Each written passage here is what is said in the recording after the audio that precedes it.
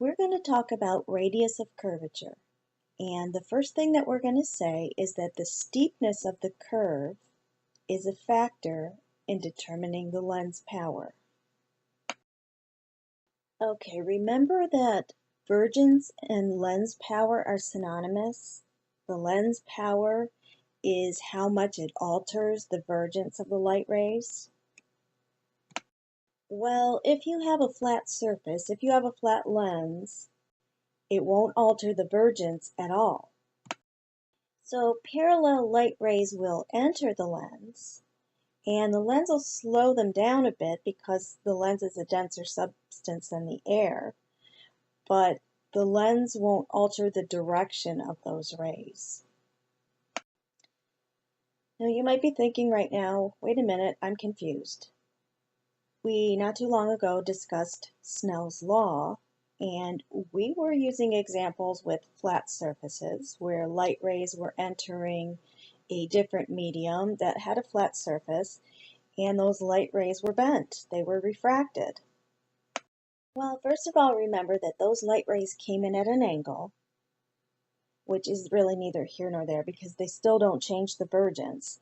They refract and bend the light ray, but when the light ray comes out the other side, it's still parallel to the incident ray, the original ray that came into the lens. So it didn't actually change direction. It didn't converge or diverge any of those rays. They still come out the other side parallel to one another. How does it work with a curved lens? Well, with a curved lens, we will have a point where your incident rays will come in perpendicular to the surface. If it comes in perpendicular to the surface, it won't be refracted. It'll slow down because it's going from a less dense to a more dense medium, but it'll go straight through. It won't bend or refract. But unless we only have one little pinpoint of light right there at that optic center, if we have more rays of light, they're going to, in this case, they're going to converge. And why do they do that? Well, in order to explain that, let's draw normals to the surface. First, I highlighted the surface. These little black lines represent the surface area right where each of those rays are entering the lens. The normals are represented in red, the red dashed lines here.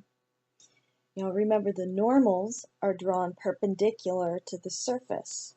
So if each one of these black lines, and I just drew those just to highlight where the surface is on the lens at that point because it's kind of hard to see.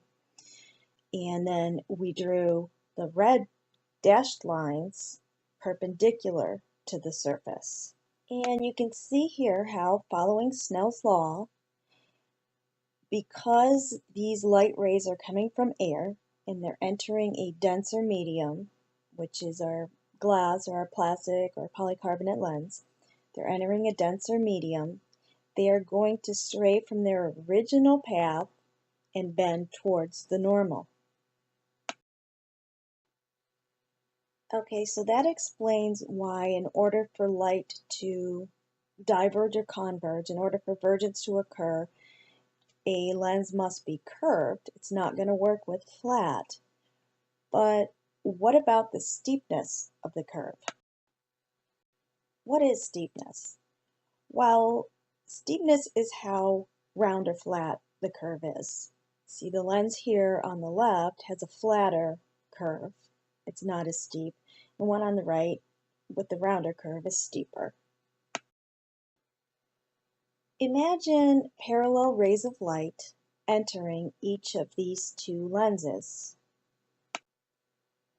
They would both converge the light rays, but look how the steeper curve has a shorter focal length, and the flatter curved lens has a longer focal length. Well, remember this, and remember how to read this formula. Power in diopters is inversely proportional to the focal length. And remember when we drew something like this to explain what is meant by inverse proportion, where D, the power, the numbers on top, as you get towards the center there, get bigger and bigger, and the meters, the focal length, the measure on the bottom, as you get towards the center, get smaller and smaller. And these correspond to one another that way. The longer the focal length, the lower the power. The shorter the focal length, the greater the power. So if we look at this picture again in terms of this formula, we can see that the one with the long focal length, which would have the lower power, is also the flatter curve. And the one with the shorter focal length, which would have the greater power, is also the one with the steeper curve. Now this kind of makes sense because the one on the bottom there, the one with the flatter curve, which would have the lower power, is closer to flat. So the closer you get to flat surface, and our flat surface we said has a 0 diopter power, the closer you get to the flat surface, the less power you're going to have. So what does radius of curvature mean? Well, if you remember geometry, if we talk about circles, it would be a line drawn from the center of the circle out to the edge of the circle, or any point on the circle. So it's just kind of halfway across a circle. And it's a really good way to measure curves because it's easy to understand. And how else would we measure a curve?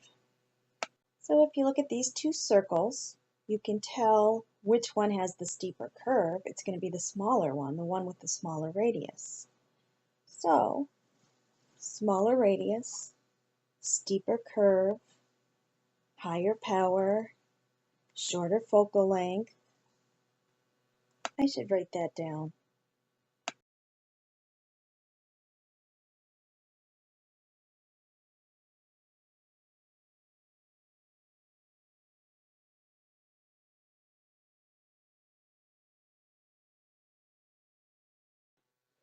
Oh, look, talk about inverse proportion with the shorter focal length, higher power, longer focal length, lower power, inverse proportion. We also have smaller radius, higher power, larger radius, lower power. We also have another inverse proportion. Now remember that because we're going to come back to this in just a few minutes, but I want to show you something else first. Okay, so here's a question. Which way is this curve going to bend light rays? Okay, let's assume that our light rays are coming in from the left, because we always assume that. Our incident rays are coming in parallel, and they're hitting this curve. Is it going to converge or diverge the light?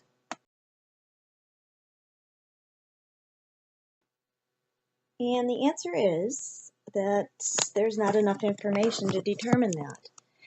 In order to determine whether the light rays will diverge or converge, we need to know what material is on either side of this curve. Remember that according to Snell's law, when light rays go from a less dense medium to a more dense medium, that light ray is going to refract towards the normal. And when it goes from the more dense medium to the less dense medium, that light ray is going to refract away from the normal.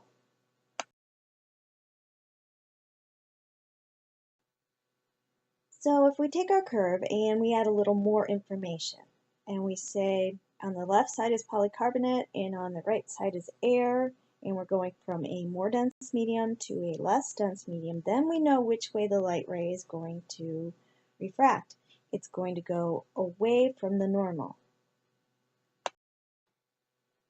But if we have the same curve, same light ray coming in, but this time we're going from a less dense medium, air, to a more dense medium, polycarbonate, we're going into a lens, then this time the light ray that's coming in is going to refract towards the normal.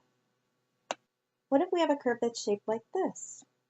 and we have air on the left side and polycarbonate on the right side. So we're going from less dense to more dense medium. Then what's it going to do? Well, we haven't really done a normal to this one. So let's draw normal first, and then we continue on. That little yellow dotted dashed line there just shows the path that the light ray would take. And we know that when we're going from a less dense to a more dense medium, our light ray is going to stray from the original path. It's going to bend towards the normal. So it's going to go right in between where it would have gone and where our normal line is. So our refracted rays will diverge. And if we go from more dense medium to less dense medium, our light rays will bend away from the normal. And if we have several light rays coming in, of course, they will converge. The point I'm trying to make here is that it's not just the steepness of the curve that matters here, or the radius of curvature that determines the power, because the radius of curvature, remember, is how we measure how steep it is, the radius. But also it's the materials. It's the materials as our light ray travels from one to the other, or more specifically, the difference in materials. So now you might be thinking, wait a minute, difference? We haven't talked about difference. Well, yes, that's what we've been talking about, the difference in materials or mediums. Picture this. If I were to hold up an air lens, a lens made entirely of air, and I were to look through it, would it change my visual acuity? Well, no, of course not, because there's air on both sides, so there's nothing to refract the light. In order to refract the light, you have to go to a different medium. But if I were to take my air lens and I were to drop it into water, so now I have an air lens bubble, now it's a different story. Now it's going to refract the light. If the light goes from the water, a denser medium, to the air, a less dense medium, you're going to see refraction occur. And then again, as it goes from air back into water, it's going to refract again. So basically, you just need two different mediums for refraction to occur. So yes, there has to be a difference there. All right, are you ready for me to simplify all this into one nice, neat little package? We said that the power of the lens, the Vergence power of the lens, the diopters, is inversely proportional to the radius of curvature. But we're not done there. That's not all, because we also have to take into consideration the difference in mediums, the refractive index of mediums. So we take the difference in our refractive indices, and this is what we have. Neaten it up a little bit, and we have what's known as the surface power formula. Let's go through an example real quickly. Okay, we have a lens here. We have air with the refractive index of 1. The lens is polycarbonate with the refractive index of 1.586. And we can say that our lens has a radius of 10 centimeters. So let's start with our surface power formula, and then we'll just fill in for the variables. So we have NR, which would be our polycarbonate, our refractive medium, 1.586, and then we have Ni would be our air, which would be 1, over 10 centimeters. Now, R is supposed to be measured in meters, so we will have to convert that, but I'm going to do that at the end. Okay, so 1.586 minus 1 leaves us with 0.586 on the top and our 10 centimeters on the bottom. We divide that 0.586 by 10, we get 0.0586, and we convert that from centimeters to meters, and D equals 5.86. Now I'm going to round that up to 6 diopters. That's a 6 diopter lens, just about.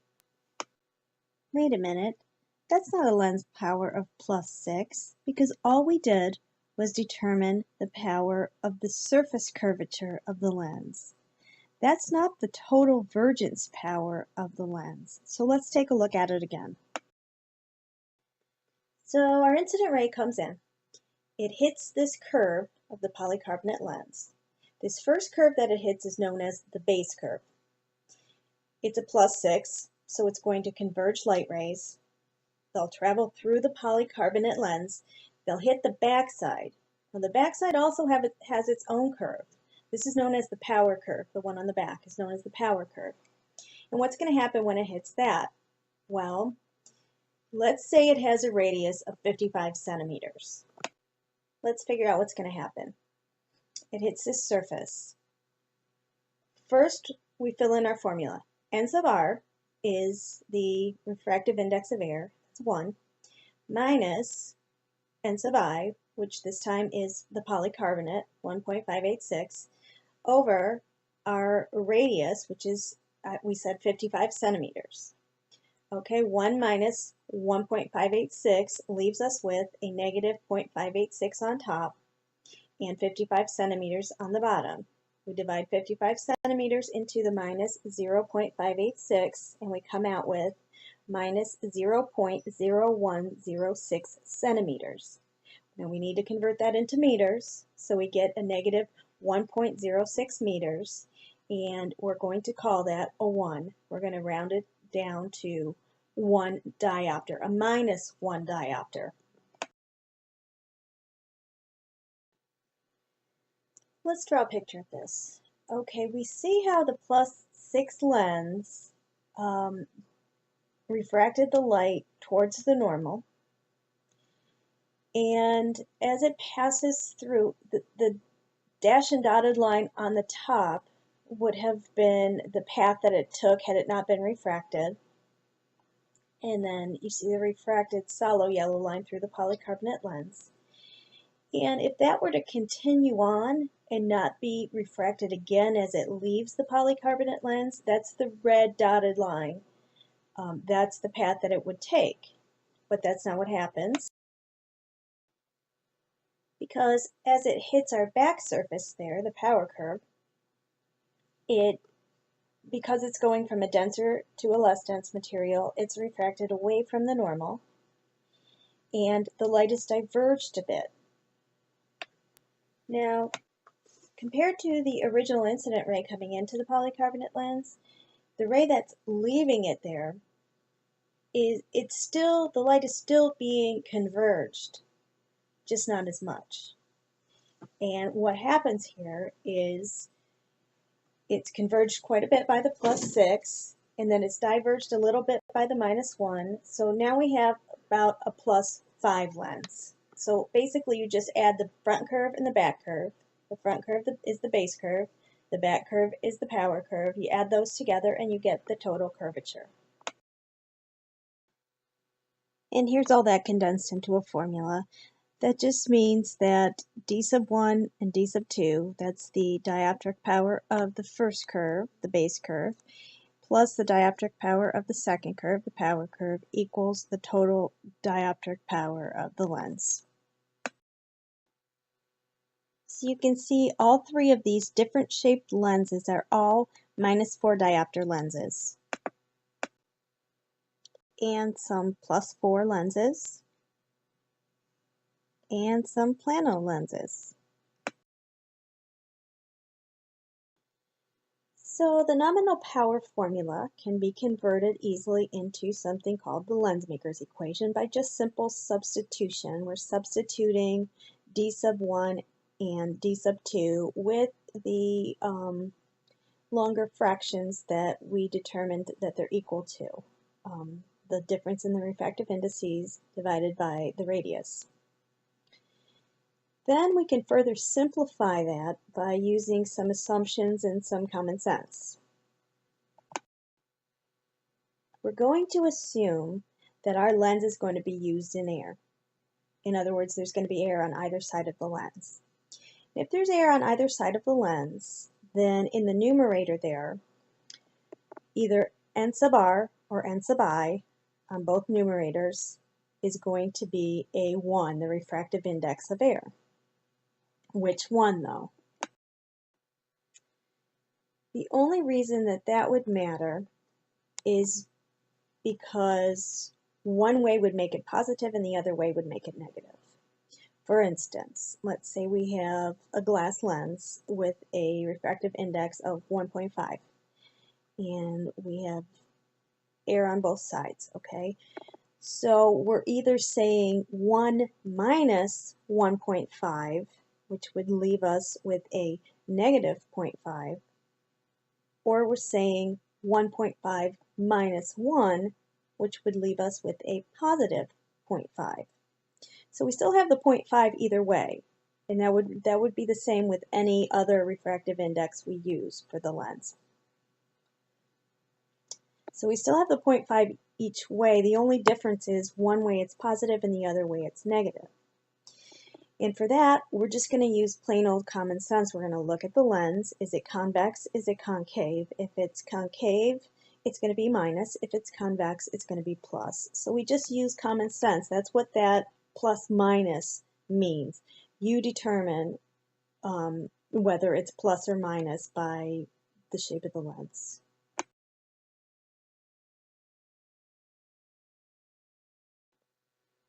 And that's it for this video.